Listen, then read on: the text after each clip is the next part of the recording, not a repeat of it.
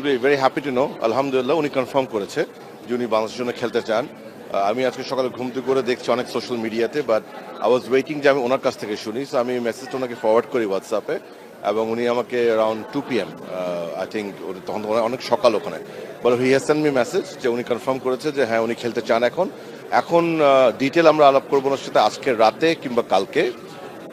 ওনার পাসপোর্টের কি অবস্থা, ওটা কতক্ষণ সময় লাগবে না লাগবে, আমরা কিছু গ্রাউন্ড ওয়ার্ক করে রেখেছিলাম আগের থেকেই, বাট তারপরে গোয়িং ফরওয়ার্ড ওই প্ল্যানটা করব এবং ওনাকে ক্যালেন্ডার শেয়ার করবো আমি। সো ক্যালেন্ডারটা দেখে উনি বলতে পারবে উনি কোন কোন খেলার জন্য অ্যাভেলেবল হবেন না। And then we will start from Sunday first thing in the morning ওনার সব কিছু প্রক্রিয়া। এবং আমরা আশা করি ইনশাল্লাহ ডেফিনেটলি কিছু খেলাতে ওনাকে পাবো। And I think it's a great another very big news for Bangladesh football and the fans of football. আমি সবাইকে ধন্যবাদ জানাতে চাই, স্পেশালি ফ্যান্সদেরকে যারা সব সময় আমাদেরকে এনকারেজ করেছে তাদের মতো স্টার প্লেয়ারদের আনার জন্য। এবং আমি ইন পার্টিকুলার সমিত সোম এবং তার ফ্যামিলিকে ধন্যবাদ জানাতে চাই, বিকজ উনি বারবার আমাকে বলেছিল যে he needed families consent. So আমার মনে হয় উনি ডেফিনেটলি ফ্যামিলির কনসেন্ট পেয়েছে। সো এখন ইনশাল্লাহ আমরা আরেকজন তারকা খেলোয়াড় পেতে যাচ্ছি, and let us hope for the best.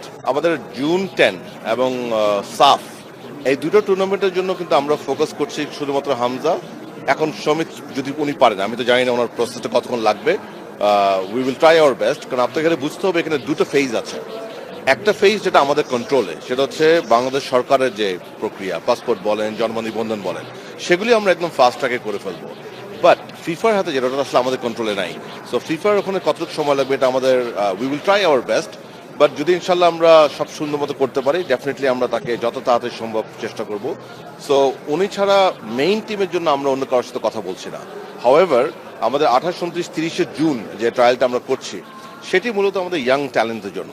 এবং আপনি জানেন গোয়িং ফরওয়ার্ড আমাদের আগামী বছর সাফ আন্ডার 20 আছে, অ্যান্ড এই বছর AFC কোয়ালিফায়ার্স আন্ডার 23 আছে। সো এই টুর্নামেন্টগুলোকে, মানে এবছরের শেষের এবং আগামী বছরের টুর্নামেন্টগুলোকে মাথা রেখে সেটা আমরা ডিজাইন করছি। So we are looking forward to that as well. বাউফের ইতিহাসে কখনো এতগুলি আন্তর্জাতিক প্লেয়ার একসাথে স্কাউটিং হয় নাই। তো আমরা আশা করি ইনশাল্লাহ এই যে এন্ডেভার আমরা নিচ্ছি, এর মাধ্যমে আমরা পজিটিভ কিছু রেজাল্ট পাবো। আশা করি ভালো কিছু ট্যালেন্ট বেরিয়ে আসবে ইনশাল্লাহ।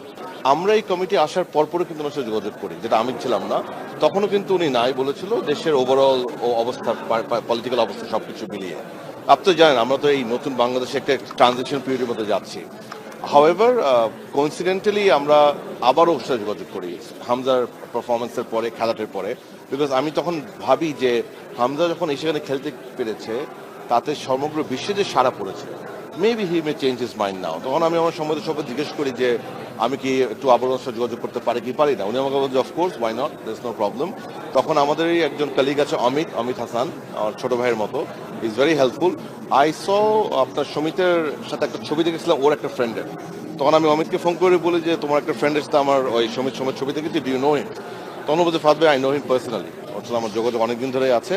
বাট ও একই কথা বললো যে ও তো আসবে না ফাদ, এর আগে তো বড় কথা হয়েছিল।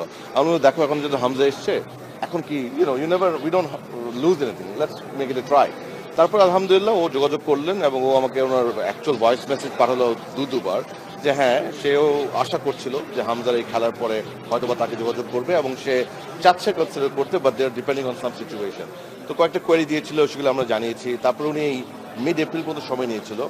ইনফ্যাক্ট আজকে রাতে ওনার সাথে আমার কথা বলার কথা ছিল। আমার মনে হয় বর্তমান বাংলাদেশের যে বর্তমান যে perspective, which is a very positive thing. এবং একই সাথে ফুটবলের আমি আপনাদেরকে ধন্যবাদ জানাই যে মিডিয়া এবং সোশ্যাল মিডিয়াতে ফুটবলে যেভাবে পজিটিভিটি আসছে, I think this encourages people who are abroad. So আমি আপনাকে এর মধ্যে ধন্যবাদ জানাই। আমি সকল ফ্যানদেরকে ধন্যবাদ জানাই তাদের যে অ্যাপিল তাকে আনার জন্য। আই থিঙ্ক সব কিছু তাকে মোটিভেট করেছে। এখন আমাদের দেখার বিষয় হবে যে কতদিন লাগতে পারে আমাদের ওনার প্রক্রিয়াটা সম্পন্ন করতে, এবং তারপরে ওনার অ্যাভেলেবিলিটি কখন, যে কোন কোন খেলায় আমরা তাকে আশা করতে পারি। So will